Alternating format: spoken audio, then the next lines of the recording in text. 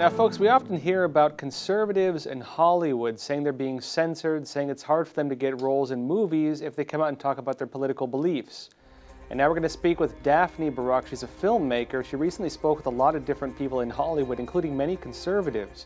And she made a film, Trump versus Hollywood. Daphne, welcome to the show. Thank you. I'm really pleased to be here, Joshua. Now, we hear about Hollywood, we see different stars coming out and really making sometimes very lewd comments against Trump, and it does seem to be that most of Hollywood is against him. Was that your perception in the process of making this film? And you know, funny enough, Josh, Donald Trump used to be a part of Hollywood, right? Isn't that true? Didn't he have cameos with Home Alone and so many with Sex and the City and many? Whatever happened the day he took the escalator on June 15th and announced he was running for president, boom, most of Hollywood just turned against him. So yeah, I mean, we cannot ignore some of my friends who are on the left side and Oscar winner, very acclaimed actors and directors, that when it comes to Donald Trump, they just lose it, right? Now, I know you spoke with a lot of different conservatives. Can you tell us some of the comments you've gotten from them? Do they really believe they're being censored? Are they just keeping quiet because they don't want to lose roles? You know, what's the reason we don't hear much from them? You know, and it was not easy. We talked also to the other side, to rappers. It was not easy to get some of the conservatives, although some of them are close friends of mine, like, you know, John Voight, who was behind the film, like, with my husband and I, Bill Ganasty and I, and Donald Trump knew about it. It was not easy to talk to some of them. There is a very famous Oscar winner who probably won for one of the biggest films in our century, and he just text messaged me, Daphne, anything, breakfast, lunch, anything, just don't make me come, you know, and talk about my political beliefs. It was really, really difficult to get them to talk. But yeah, they opened up. Scott Baio, for example, is saying that he cannot prove that he was blacklisted from some roles or some auditions even. But he knows, you know, people call him or whatever. Kevin Sorbo, Hercules, right? The muscles guy, told me, thanks God for independent films. The moment I said I was supporting Donald Trump, my agency dropped me like a hot potato. And my manager said, why won't you go and run for an office? I said, why would I do that? He said, because nobody's going to give you a job, right? And the funniest story, Josh, was Lorenzo Lamas, you know, a reality show and, of course, an actor. He was in The Last Apprentice in 2014. When my booker booked him, they said, I mean, nobody was working anyway because we were the only Hollywood production during COVID. So when she booked him, he said, absolutely, but I cannot do anything until next Thursday. I'm working. I was so happy. Somebody who supports Trump is really working, right? Oh, my God. Okay, he comes, great guy. And what do we find out? Yes, he was working, but not as an actor. When he realized that he was not going to get jobs after he said he was supporting Trump, he just took pilot lessons. And now he's been working every day just transferring, you know, medicine during COVID.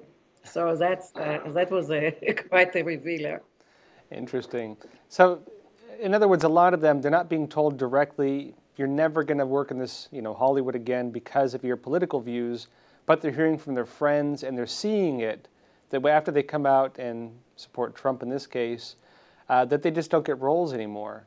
Do you think this lends to the environment of censorship in Hollywood or incentivizing people to, you know, state political views they may not believe in?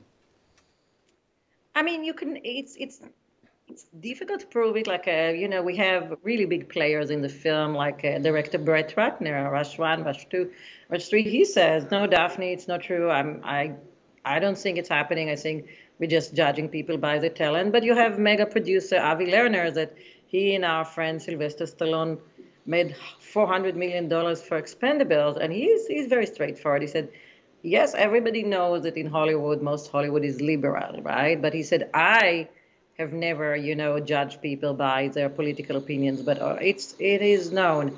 So, I mean, yeah, and I did bring, Josh, two words to the conversation: blacklisting, very scary two words. I mean, we didn't have it in Hollywood since the McCarthy period, and people committed suicide at the time.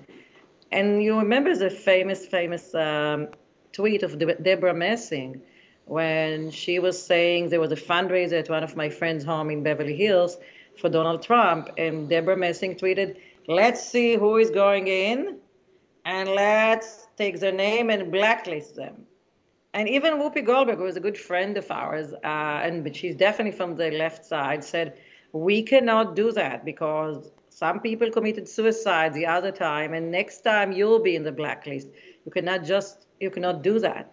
But there's a lot to change. There's a lot to work. I mean, Josh, we have a First Amendment which called freedom of speech. It's the First Amendment, not the 25th, not the 26th, not the 27th, for a reason. So if people cannot express their political opinion or social opinions because they're scared not to be employed, what are we talking about?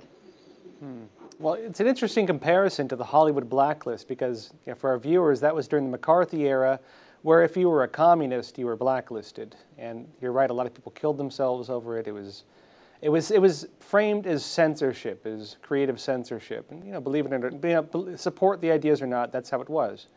And it's interesting now that the current state of things seems to have flipped, where if you don't align with these sometimes very liberal viewpoints, that you can be blacklisted for that, according to some people. And it's interesting to hear that there's different views on it, because from the outside it does appear that Hollywood's very liberal, and it does appear that a lot of people who don't align with those views don't get really much airtime, unless you're a big name like like Clint Eastwood or something like that. People expect him to be more conservative because he has that image. But it's interesting to hear your experience talking to people on the ground that it's a bit mixed. It's not solid black and white. There's a middle ground to it. I'm curious, when it comes to this, do you think it's fair to say that it's more middle ground? Some individuals experience it more than others, or what's your perception of how serious of an issue it might be? I think like our close friend John Voight, he's like a father to Bill, my husband, and I. Bill produced the film, has not been affected. I mean, as you know, he's an Oscar winner. He's been playing Mickey Donovan in this fantastic series. He's right now on a set of a biopic of Ronald Reagan.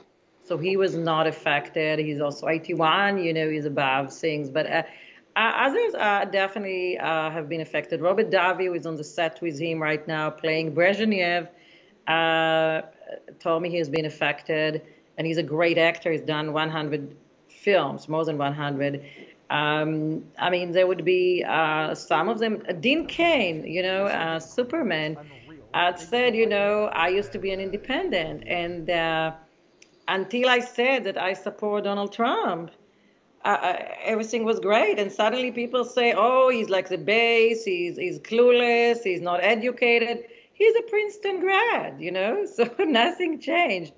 He's also been in a study, just text messaged me. So I think some of them are very hardworking, and they're thinking out of the box, and they found ways to get jobs, right? And some of them, like Scott Baio and Kristy Swanson, who is part of our film,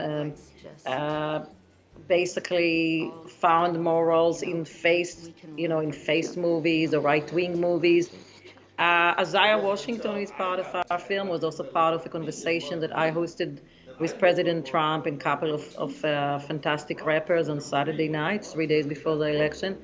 Isaiah said he has been creating his own films. He just sent me a trailer. So I think some of them are thinking out of the box, and it's fantastic because they're very creative people, very talented. But isn't it a shame that they don't have enough chance to be part of the mainstream Hollywood, right? I mean, there's no doubt that they're talented, right? Well, and that's an interesting point, because we hear about the mainstream, and for a lot of Americans now, that has a political connotation, talking about the mainstream, because a lot of the mainstream media, a lot of mainstream politics, a lot of mainstream Hollywood entertainment seems to be very single-minded in what is allowed in terms of narrative and opinion. And stepping outside of that does seem to get you kicked off that to some extent, the way it's perceived. Do you think that's an accurate perception among the people you spoke with? Definitely. And by the way, some of them are very helpful about the streamers, as you know, because of COVID. The main media, I mean, theater release doesn't exist any longer, right? And for a while, at least. And I don't think it will come back, because when you change your habits, you change your habits. So the streamers are taking over. So some of them are very, very hopeful. But I have to say, I'm very close friend with some of the bosses of the streamers, as I'm very close friends with media owner and bosses of broadcasters.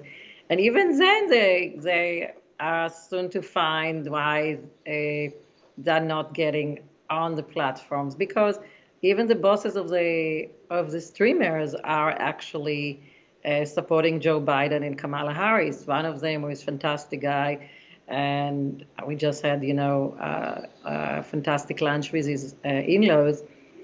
His wife is a big fundraiser for Kamala Harris. She used to be the same thing for Barack Obama.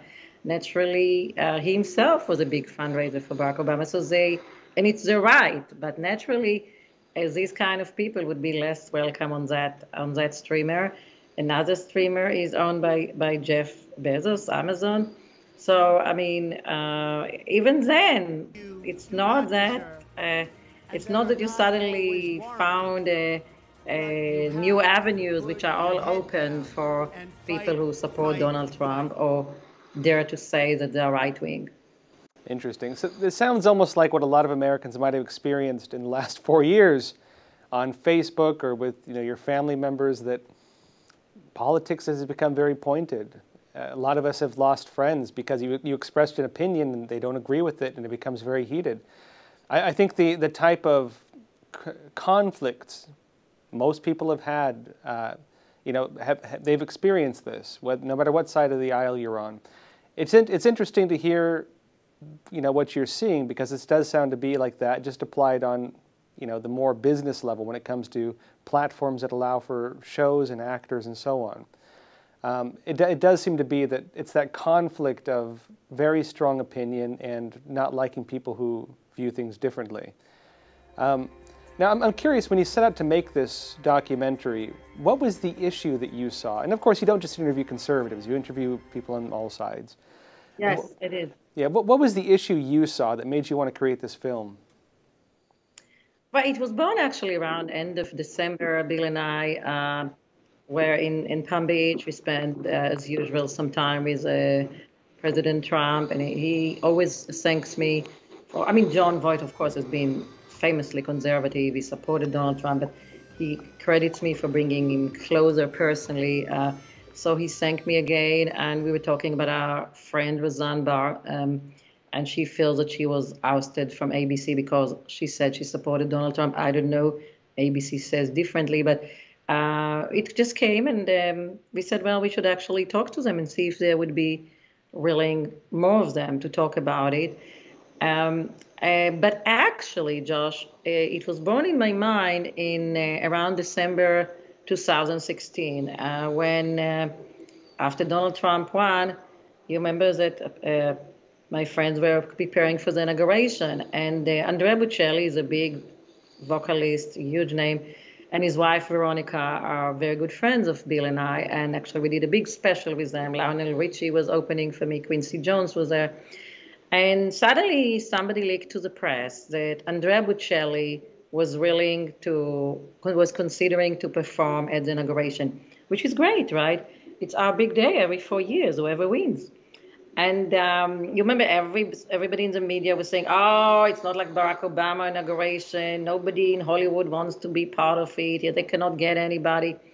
And I have Gage, the deputy campaign manager at the time, and the deputy of the chairman of the inauguration, talking about it in the film Trump versus Hollywood. And basically, the moment it leaked, I know some of the people in the left wing like to say that Donald Trump is lying.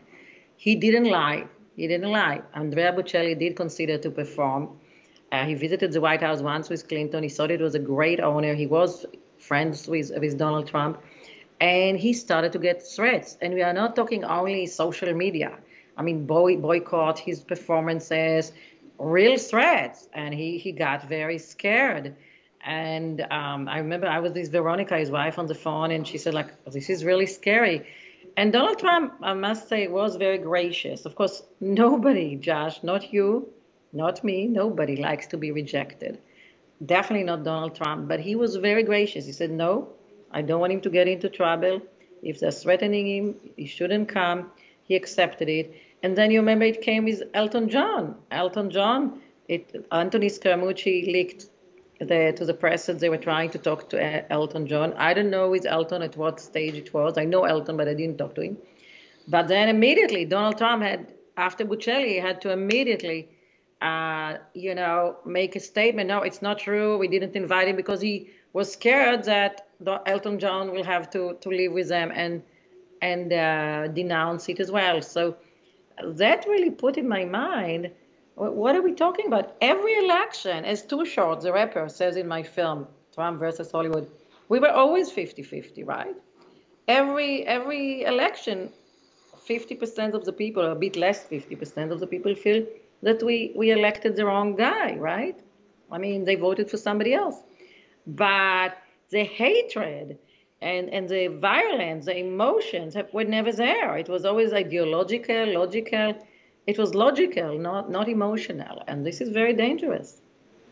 You know, you were to leave people with any one idea that you hope to relay through this film. If you want people to take one thing home from this, what would that be? Very good question, Josh. I think, as Avi Lerner, the big producer of Expendables, says, we became two Americas. It's just amazing. I mean, you see some of the people in my film, like Eric Roberts of Vanity Fair, put the busiest actor in Hollywood. Fantastic guy. Julia's Roberts' brother, father of Emma Roberts. He says, we have a lunatic in the White House, the hatred. What's happening, right? You have some of the rappers that actually 3 of them did speak to Donald Trump when I hosted a conversation on Saturday and will be invited to the White House. But they were like, oh, I don't think he would listen. I don't see the reason to talk to him. We have to talk to each other. We have to become back one America. We can agree to disagree. We can, vote for different people, believe in different agendas, but we are so fortunate to be American, to be part of the biggest democracy in the world when there are countries, and I've been fortunate to travel the world and interview the biggest dictators. There are countries that people are in jail just because they didn't vote for the right guy or they didn't say the right thing. We are so fortunate. Let's embrace it. So let's not continue to be two Americas, because if we don't talk, as beautiful Kristy Swanson comes in Trump versus America, Trump versus Hollywood every few minutes and said, why won't we just get along? Why can't we just talk? Yeah, let's talk. I mean, otherwise, if we don't talk and we don't get back to become one America, it may be too late. And I'm very scared, Josh, to think what would happen to you and I and all of us. Hey, Daphne, really appreciate it. Thanks for being on the show. Thank you.